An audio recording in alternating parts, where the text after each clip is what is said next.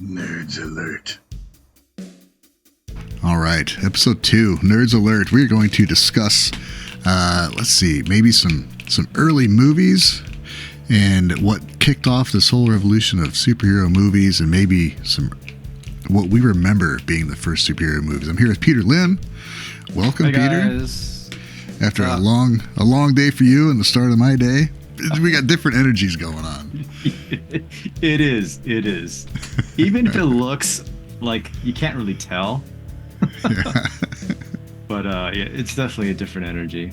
So you watch any superhero movies this week? I don't Or think do you watch them regularly? I don't.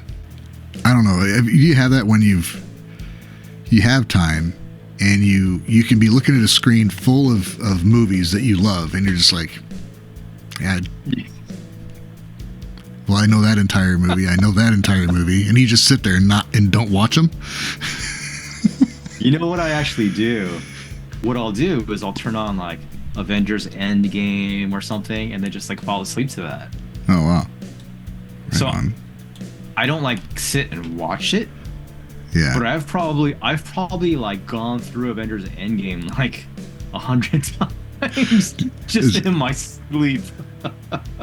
So is that like just ingrained in your brain now? By osmosis, you've learned. You just know the movie. Do I? It's probably what's keeping me from getting better at my Japanese. Yeah. Avengers assemble. You do a Japanese dub. I mean, there's been some movies that come out, like the Indiana Jones movie. We didn't go see it, and it sat on streaming for a while, and just like I want to see it with like Amanda and Elliot, and then shit just doesn't line up, so I end up watching it by myself. Then I couldn't even like talk about it. I'm like, well, that was all right. That was my own little movie, I guess. I didn't think it was bad. Yeah, it was all right. It could have been shorter, but I enjoyed it. Yeah, I think it was better than I expected. It got a lot of hate. Well, it came out.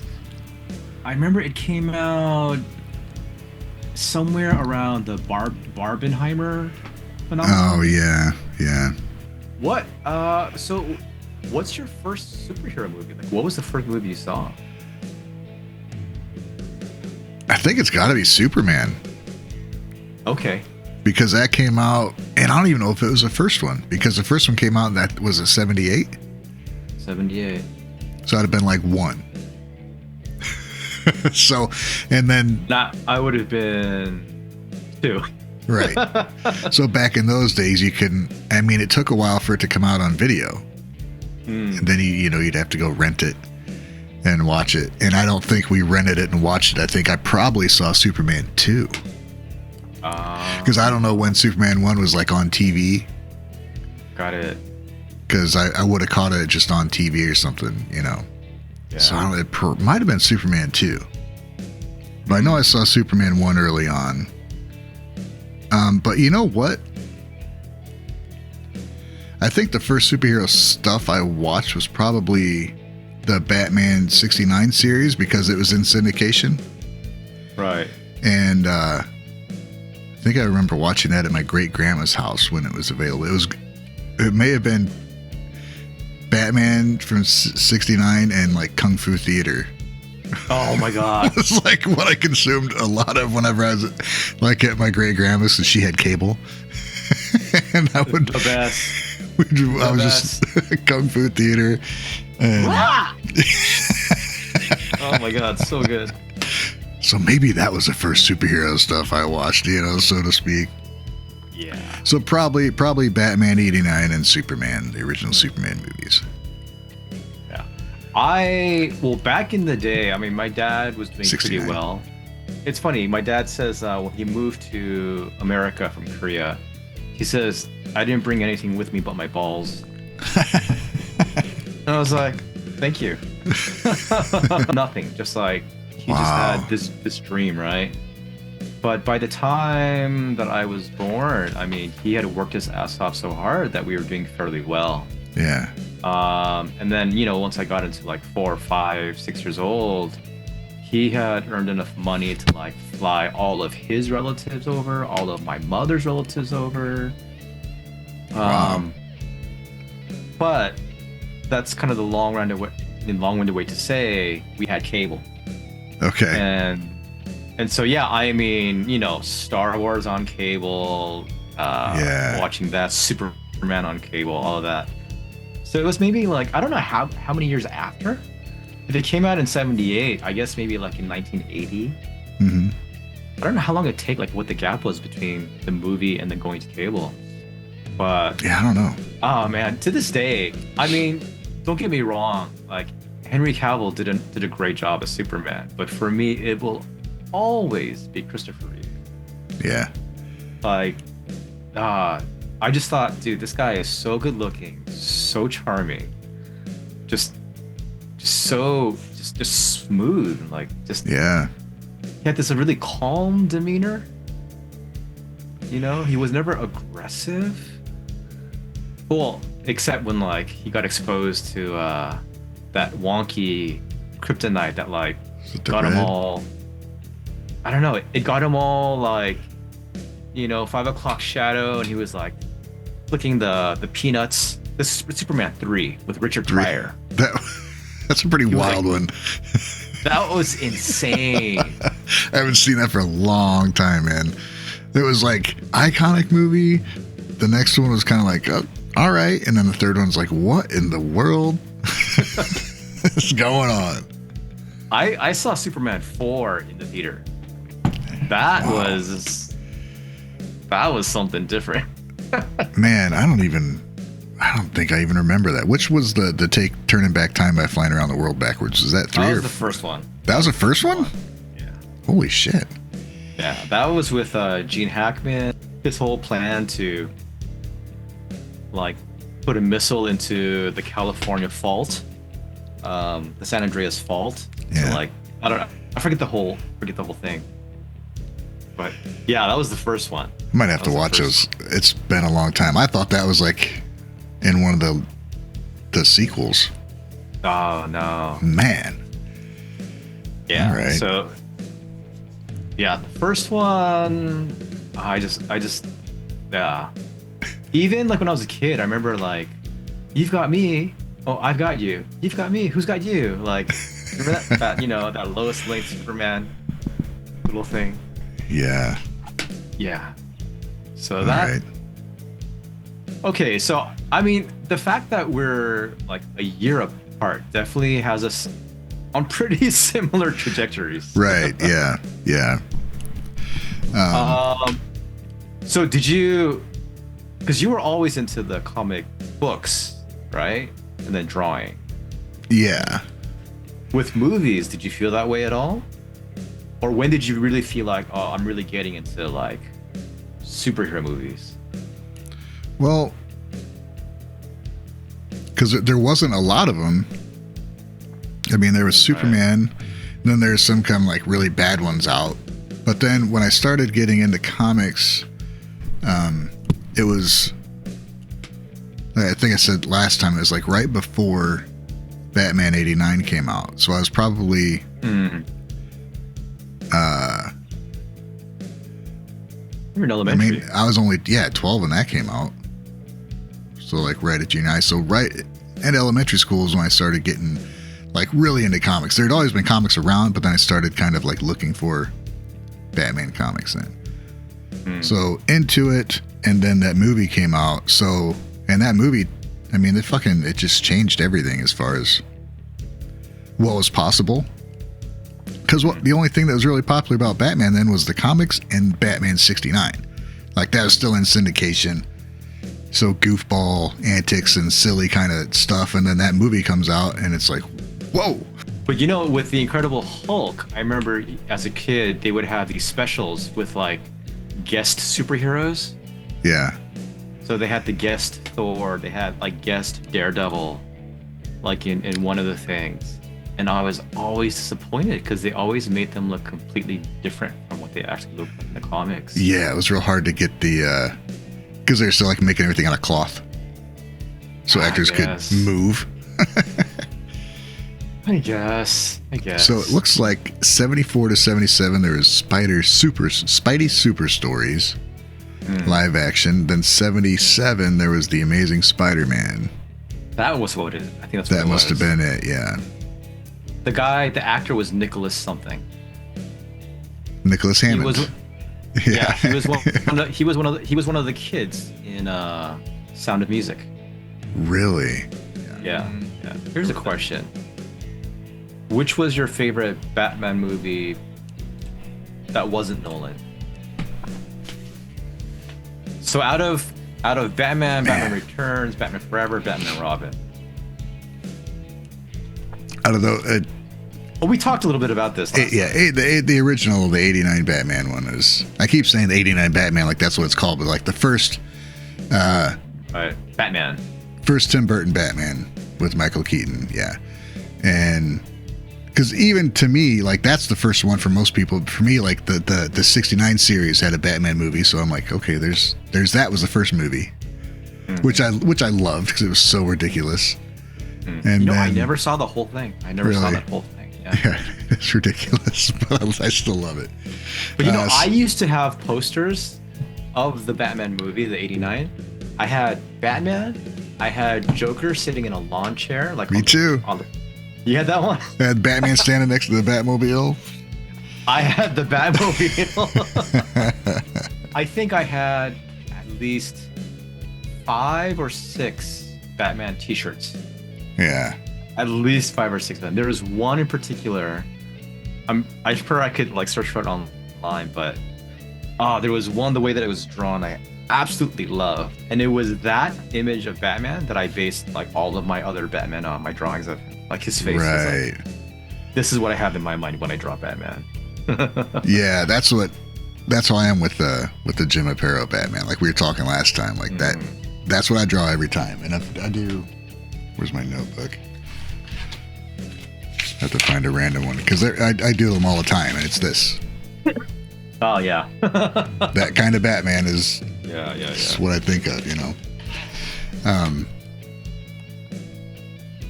So yeah, what's okay? So out of the original.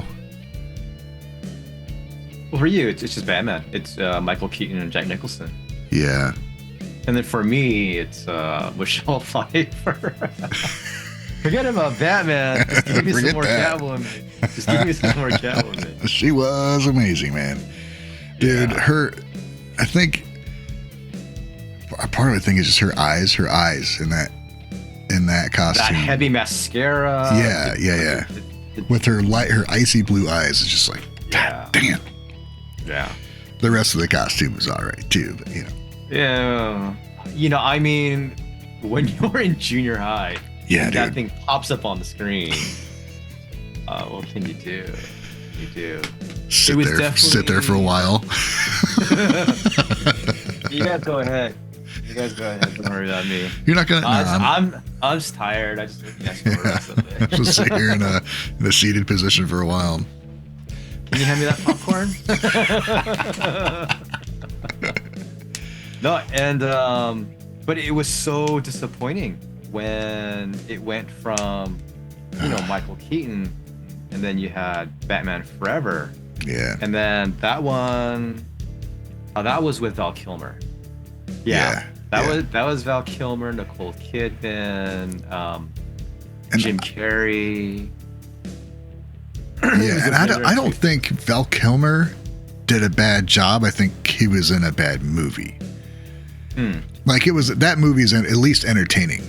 Like you can enjoy that movie, even though it's kind of ridiculous. You can still enjoy it. And Batman and Robin is just a fucking shit show, dude. It's just horrible. I do have to say though, there's that one scene in Batman and Robin where, what is it? What was his name?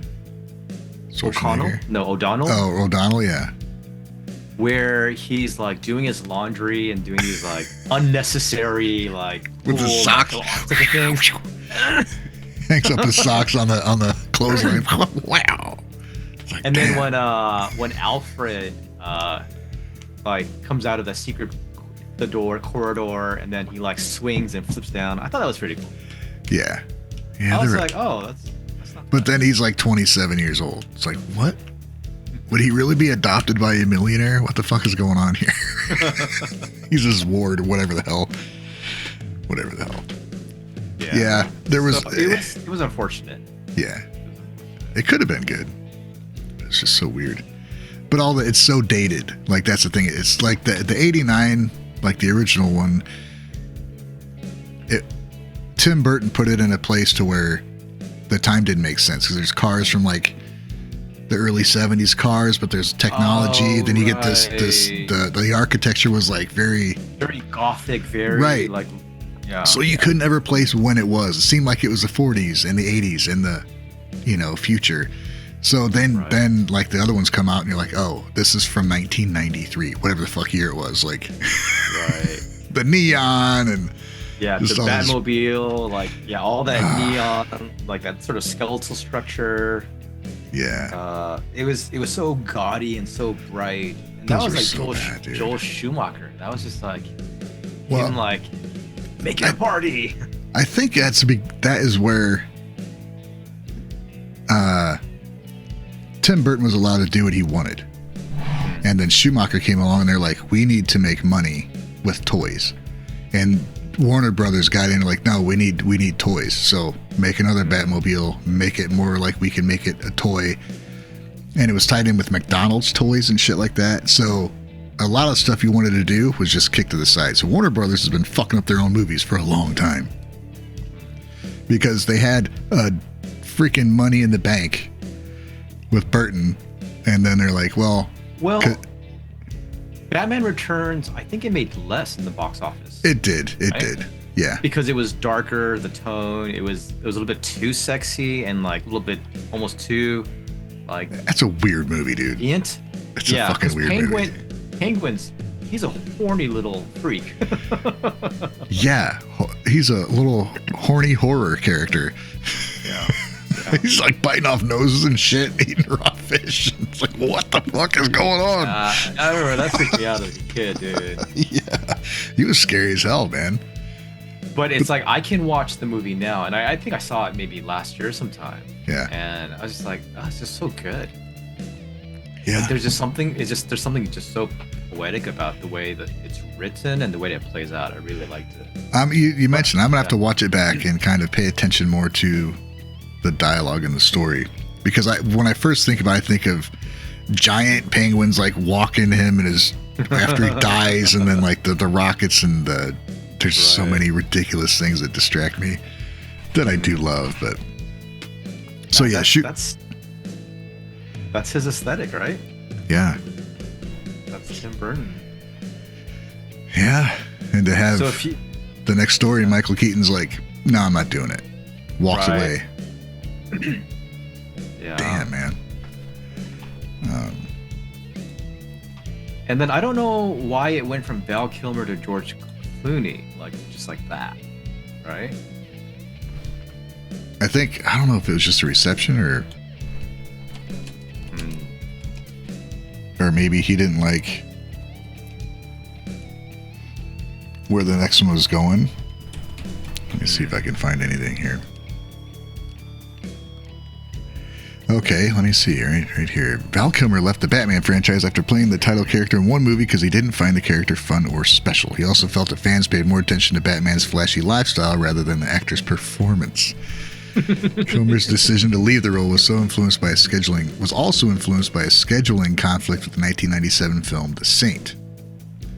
Oh, The Saint. Director Joel Schumacher did not want Kilmer back for the next Batman movie, so it was a mutual agreement to not have him reprise the role. So there's some conflicting statements in that. He's been known to be a little bit difficult. Yeah. So, I mean, if you watch Tombstone, that is such a good movie. It is. That is just, I'm your Huckleberry. Amazing movie. So yeah, I mean, he's a I great got actor. 2 guns, one for each of you. Great actor. But yeah, I mean, Batman, Michael Keaton made Bruce Wayne interesting. He made him a little bit loose, like not quite right. Yeah. That was pretty, I don't want to say, that was a risky take, maybe. Yeah. To do that in the first, Yeah. But Batman, Bruce Wayne is not an easy character to portray like on screen. It's like, will he be brooding and sad and moody and always thinking about his parents dying, even though it's been like 30 years? Yeah. Like, will he be the billionaire playboy? Will he go around just sleeping around with all the girls and just kind of like covering it up? Like, if you think about the character itself, there's like, it doesn't totally mesh. No, because when you play him, you have to play somebody who's playing. I think that's why people want to do it and people are like hesitant to do it, because when you do it, you have to play this ultra intelligent action star. Then you also have to play somebody, you have to play not just a millionaire playboy, but somebody who doesn't want to be that, but still has to portray that. So it's an actor within an actor.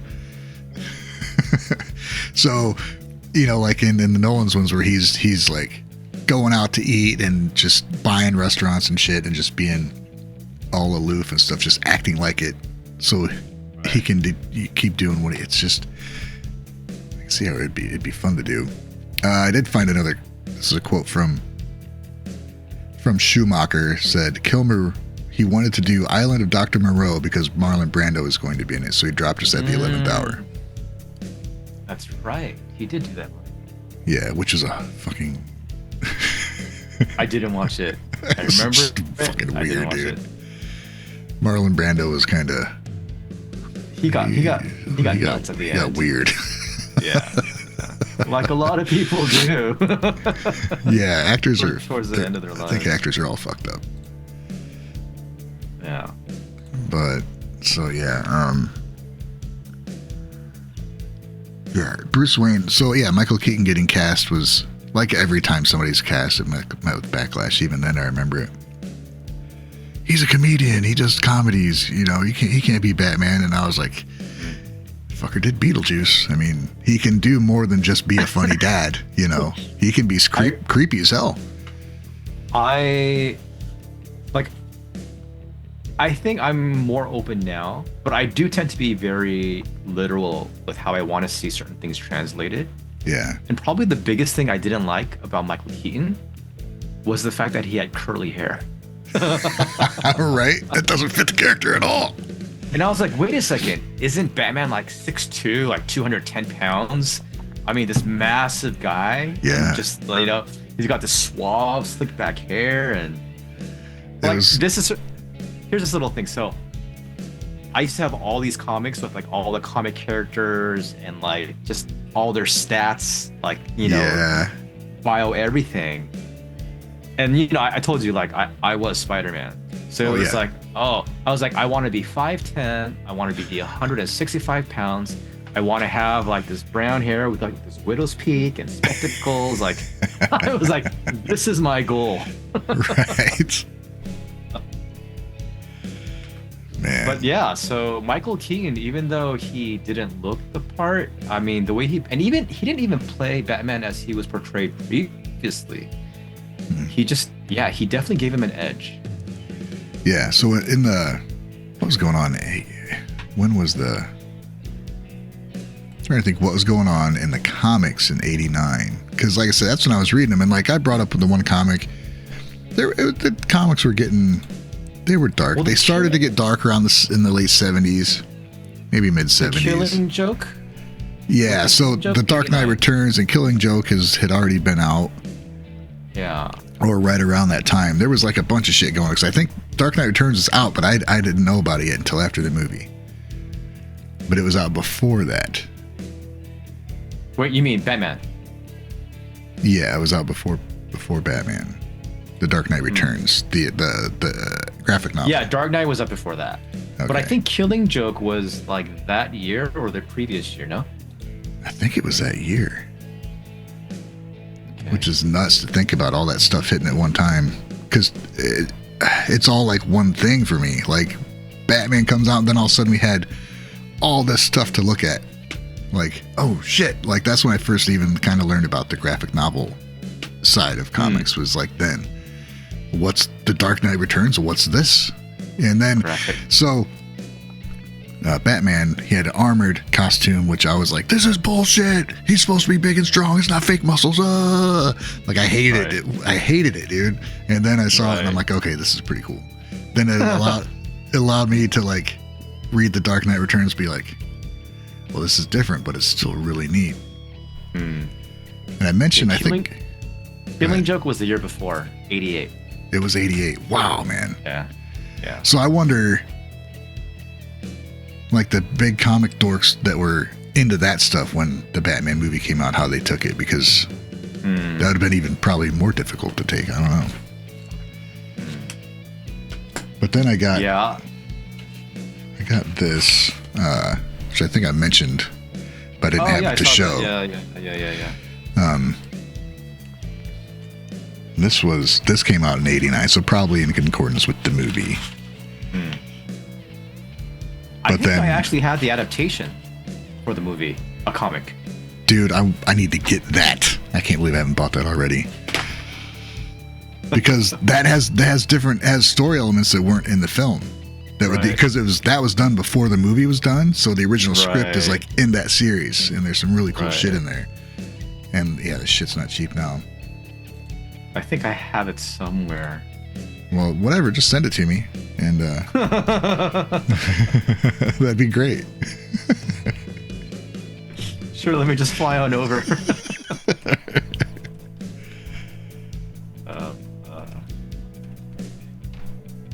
Yeah. You know, forget all the other movies today. Let's just talk about Batman fuck movies. That. There's only one that really matters. There's only one that really matters. No, it changed, man. Yeah. Because it changed it up, man. They did. Well, so did Nolan. Because I grew up with like all the comics, so for me it was exciting to see that build up to Avengers. But I have issues with the Nolan movies, and Me too. In particular with The Dark Knight, because I love it, and like 80 to 90% of it is Heath Ledger and his portrayal of Joker. Yeah. But there are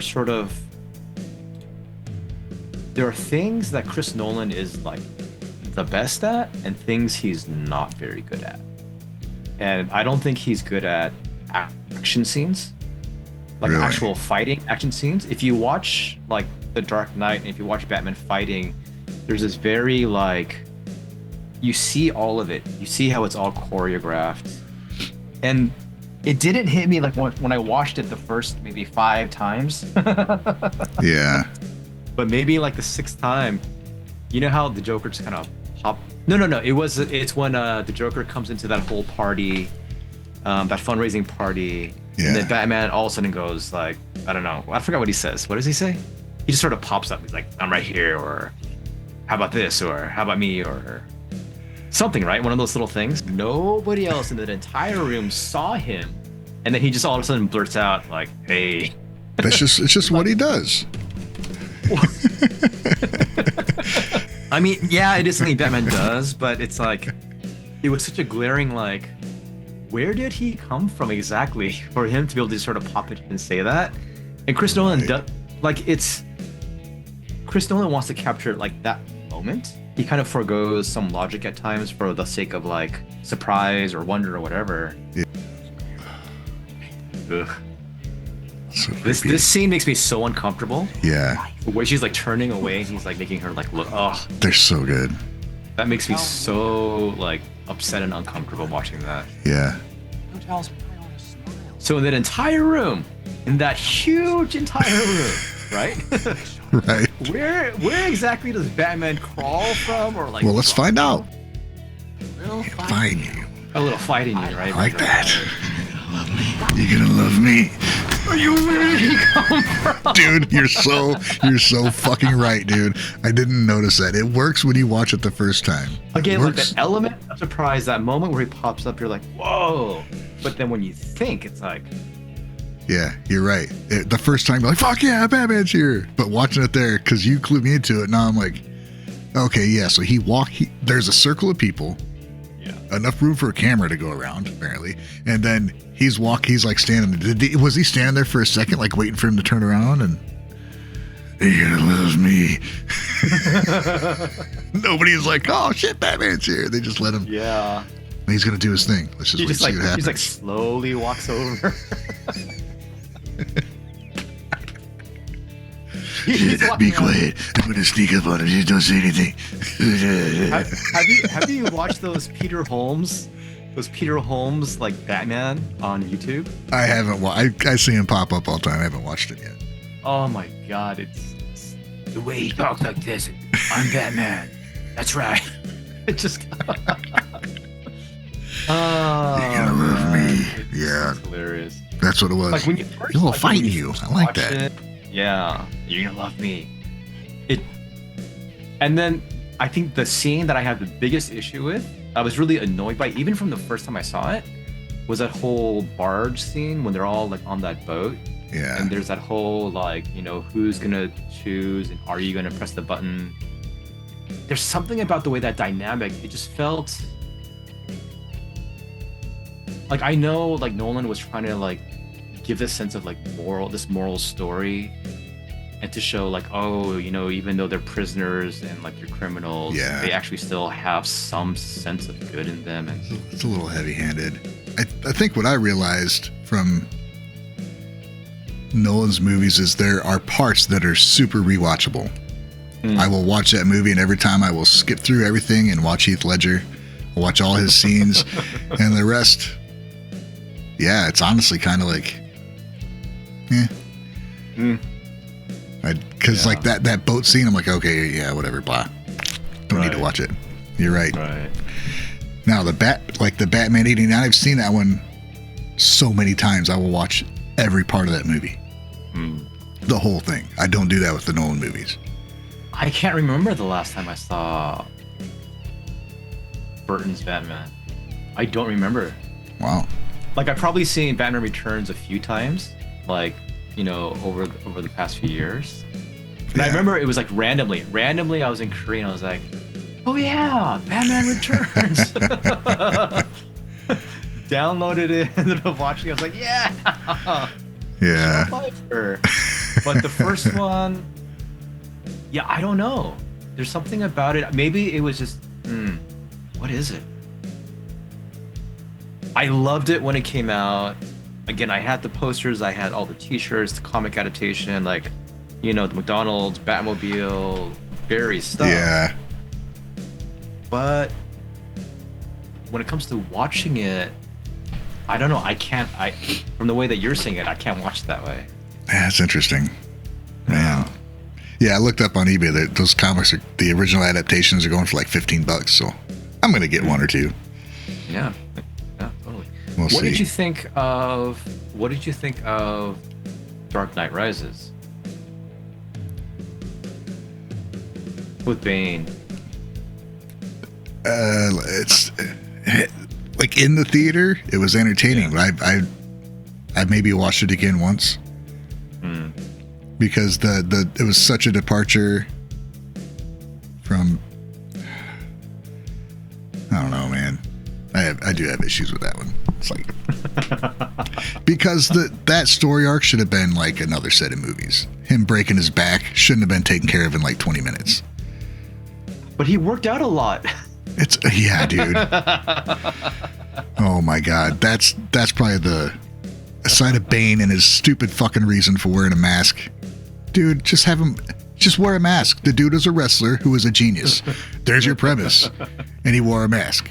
Luchador. Whoa. Now he's like, right. What? They never got into like what nationality he was, right? No.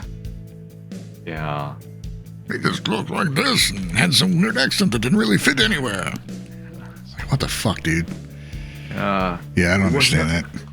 It wasn't until I put on the mask. I don't understand. And then, oh god, what did I enjoy? I think when I first watched it, I did actually enjoy Anne Hathaway as Catwoman. I thought she did a good job. Yeah.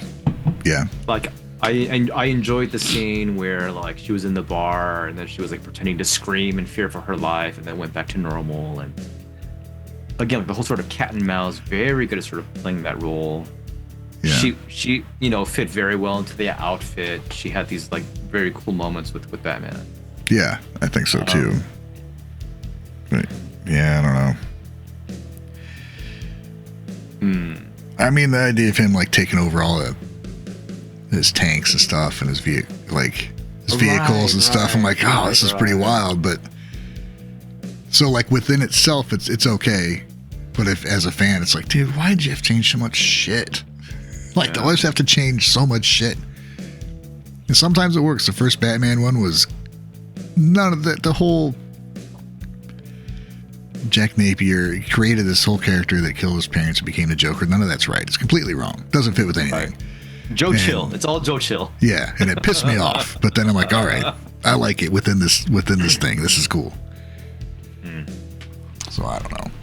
I guess Burton just did it better. However he did it, he made up his own contained universe and it worked. Right. Nolan, I guess, didn't pull it off as well. I think Nolan's strength and his weakness is his ambition to make a big movie.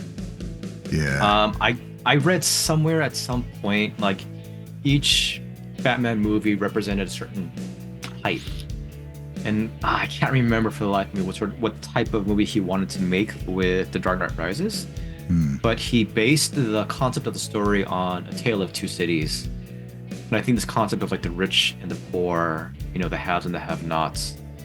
But he made it into this like almost like a war movie, this whole epic, grand, like, the whole city is, on lockdown, like they can't escape. And yeah, it was just, he was grabbing for a little bit too much. And he didn't quite have the villain or villains to get it across, I think, maybe the way it could have.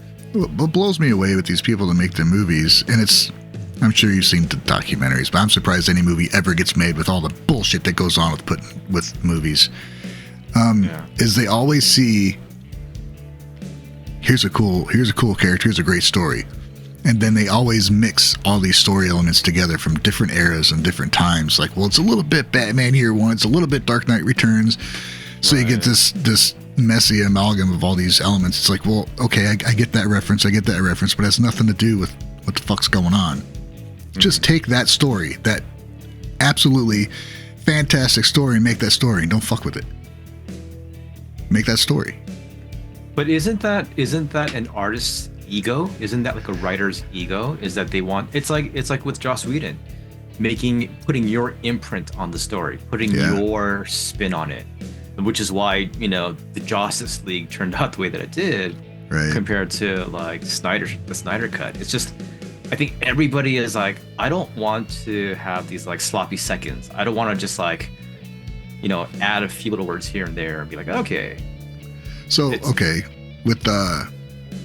so Richard Donner's Superman series, I don't know if they followed any storyline in the comics. I don't think they gave a fuck about the comics when they made those movies.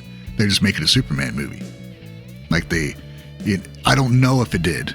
I know Tim Burton's Batman didn't follow any story arc out of the fucking comics. There was like the basic origin story, but that was pretty much it. Everything else is just like, and now everything else is like, oh well, like with Superman v Batman, well, we took a little bit of, there's some of Dark Knight Returns in there, but it's like, well, but why'd you put it with this other thing? You take this huge world-changing story for Batman and you make it part of this other story. Yeah. Well, I think prior to those movies, the comics didn't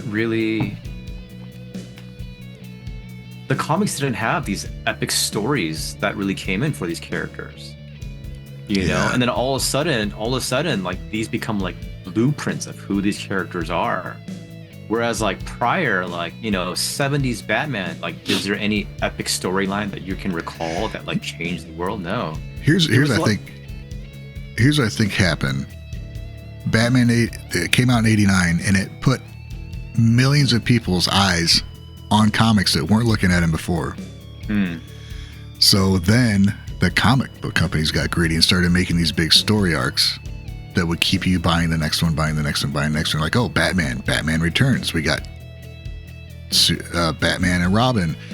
And then the comics go from having these, you know, 1 or 2 issue spanning series to like a fucking year. As opposed to having like a self-contained, here's a story. And occasionally you'd have one that spread 2 or 3 comics. And I was like, oh, what do you mean continued? And now like there's no end, you know? There's no end.